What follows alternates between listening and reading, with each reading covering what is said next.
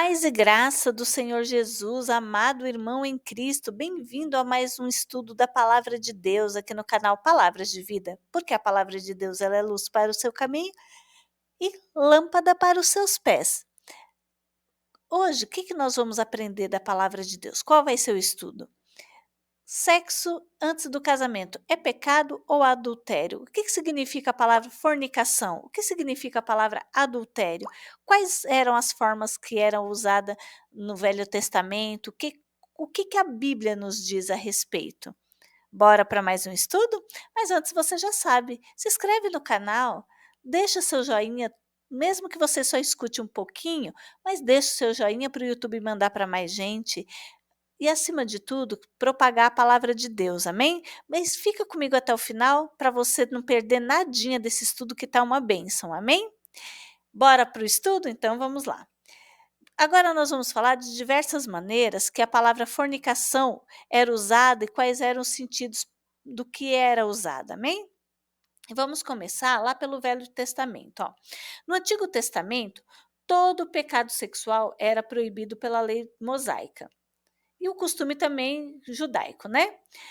No entanto, a palavra hebraica, traduzida por fornicação no Antigo Testamento, também foi usada no contexto da idolatria e chamada de prostituição espiritual.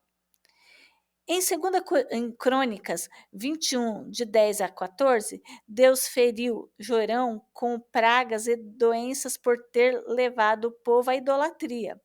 Ele seduziu, entre aspas, tá? Ele seduziu os habitantes de Jerusalém à idolatria.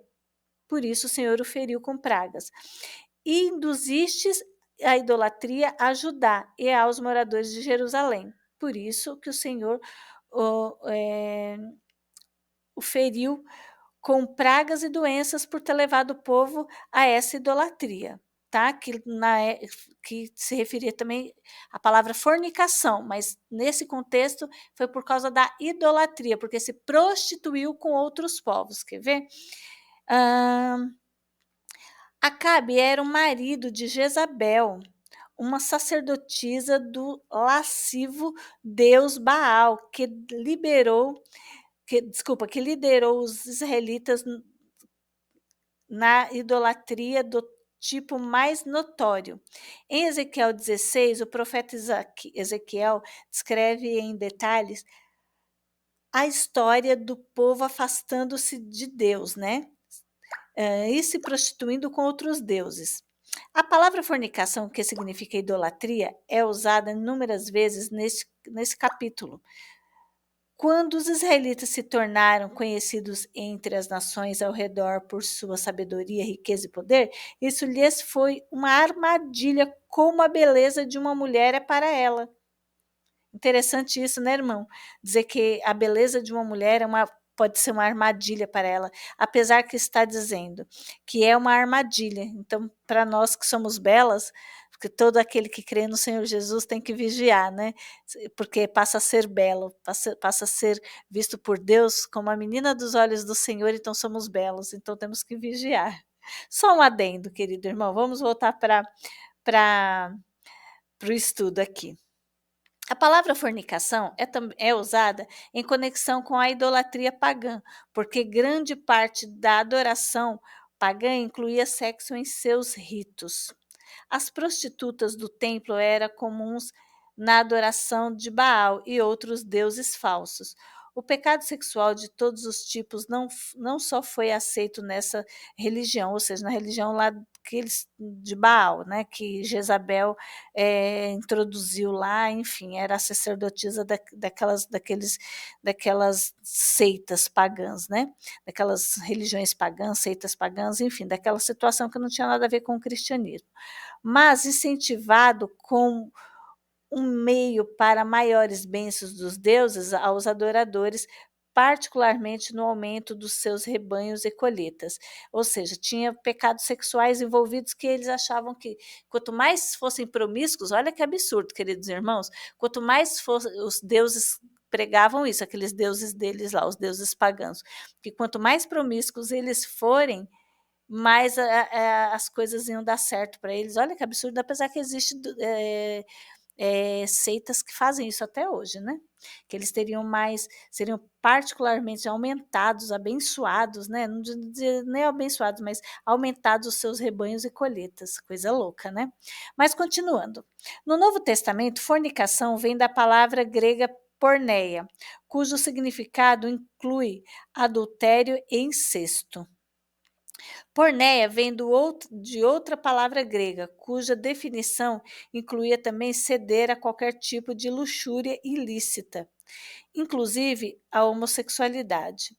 O uso da palavra nos evangelhos e nas epístolas é sempre em referência ao pecado sexual. Ao passo que a fornicação no livro de Apocalipse se refere sempre à idolatria, o Senhor Jesus condena duas das igrejas lá da Ásia Menor por envolver-se com a fornicação de idolatria. Isso você acha lá em Apocalipse 2, 14 e 20. E ele também se refere à grande meretriz do fim dos tempos, que é a falsa religião idólatra, que diz, aí abre aspas, né? Veio um dos 7 anjos que tem as 7 taças e falou comigo, dizendo: esse é o João, quando ele foi arrebatado, né? E teve as visões do Apocalipse. Foi arrebatado, não, ele teve as visões que ele escreveu o Apocalipse. Vem mostrar-te-ei o julgamento da grande meretriz, que se acha sentada sobre muitas águas, com quem se prostituíram os seus reis da terra, e com o vinho de sua devassidão. Foi que se embebedaram os que habitam na terra. Isso está lá em Apocalipse 17, 1 e 2. O adultério, por outro lado, refere-se ao pecado sexual de duas pessoas casadas com alguém que não seja seu cônjuge. E a palavra é usada no Antigo Testamento literalmente e figurativamente. A palavra hebraica traduzida por adultério significa literalmente quebrando o casamento. Curiosamente, Deus descreve a deserção do seu povo a outros deuses como adultério, ou seja, quebra mesmo de aliança, né, querido irmão? O povo judeu foi considerado como o cônjuge de Deus, do nosso Jeová querido, né? Então, quando eles se voltaram aos deuses de outras nações, foram comparados com uma pessoa adúltera, por ter quebrado a aliança. O Antigo Testamento muitas vezes se refere à idolatria de Israel como uma mulher devassa que prostituiu-se com outros deuses. Você pode encontrar isso em Êxodo 34, 15 e 16, Levítico 17, 7, Ezequiel 6, 9. Além disso, todo o livro de Oséias compara a relação entre Deus e Israel com o casamento do profeta Oséias e sua esposa adúltera, Gâmer. Então, quer dizer, compara com a quebra mesmo por causa que Israel, quando foi se envolver com outros deuses, né? Que não era o Deus Altíssimo, Deus de Israel. As ações de Gomer contra Oséias, né, que era a esposa de Oséias, eram um retrato do pecado e da infidelidade de Israel, que vez após vez, abandonou o seu verdadeiro marido, né, Deus, ou seja, abandonou a verdade para buscar a mentira, e com isso se adulterou, ou seja, cometeu adultério espiritual com outros deuses. No Novo Testamento, as duas palavras gregas traduzidas como adultério são quase sempre usadas para se referirem literalmente ao pecado sexual, envolvendo parceiros casados. A única exceção é na carta à igreja de Tiatira, que foi condenada por tolerar Jezabel, que a si mesma se declarava profetisa, que a Bíblia diz que ela nunca foi, né? Apocalipse 2, 20. Esta mulher chamou a igreja à imoralidade e práticas idólatras, e qualquer um seduzido por sua falsa doutrina foi considerado como se estivesse cometendo adultério com ela. Então, qual que é a pergunta? Qual que é a resposta para a nossa pergunta, né? Bom, vamos lá. As definições dos dicionários modernos de fornicação. A relação sexual voluntária entre pessoas não casadas entre si, o que inclui adultério. E adultério, a relação sexual voluntária entre uma pessoa casada e um parceiro que não é casado, que não é seu cônjuge, não importa se ele é casado ou não. São bem simples, mas a Bíblia nos dá um maior conhecimento sobre como Deus enxerga esses dois pecados sexuais. Na Bíblia, ambos são mencionados literalmente, mas ambos também são usados em sentido figurado para se referir à idolatria. Então, assim, quando você antes de você se casar, você tem o rito de a prática religiosa, você ir no cartório, lá tem todos os ritos do cartório e tem a parte religiosa e aí você está casada, porque aí o casamento ele é consumado no ato sexual. A Bíblia diz que tem essas 3 partes, né.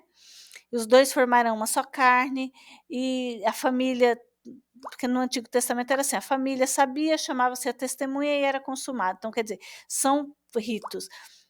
De repente, acontece de um jovem casal, antecipar uma das partes, se tornar uma carne, só carne antes, mas eles vão lá e se casam, né. Então, assim, tem tem que ter essas 3 partes, ok? Para que o casamento seja consumado.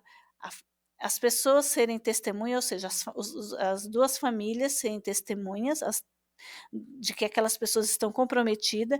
Depois tem o cartório e o rito religioso, né, a bênção e a consumação, que os 2 serão uma só carne, sexualmente falando.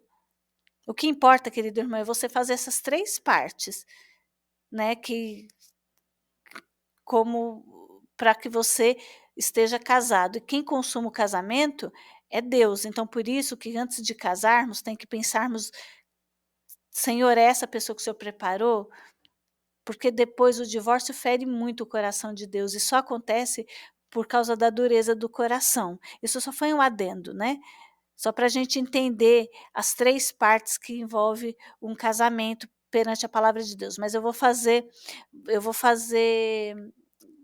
um estudo também sobre isso, só foi um adendo, tá bom? Então, fornicação, da realidade, falava-se muito sobre a idolatria, e o adultério biblicamente, é quando uma pessoa casada, ela se envolve sexualmente com outra pessoa não casada, ou seja, que não seja seu cônjuge, tá? Então a diferença é essa, ok? Obrigada por ter ficado até o final desse estudo, espero que tenha trazido luz para esse assunto, se você não tinha tanta certeza, não conhecia bem, e que o Espírito Santo de Deus nos dê força para ficarmos firmes na palavra de Deus, que é luz para o nosso caminho e lâmpada para os nossos pés, tá bom? Deus te abençoe e fica até o próximo estudo bíblico aqui no canal Palavras de Vida. Te amo em Jesus e fica na paz.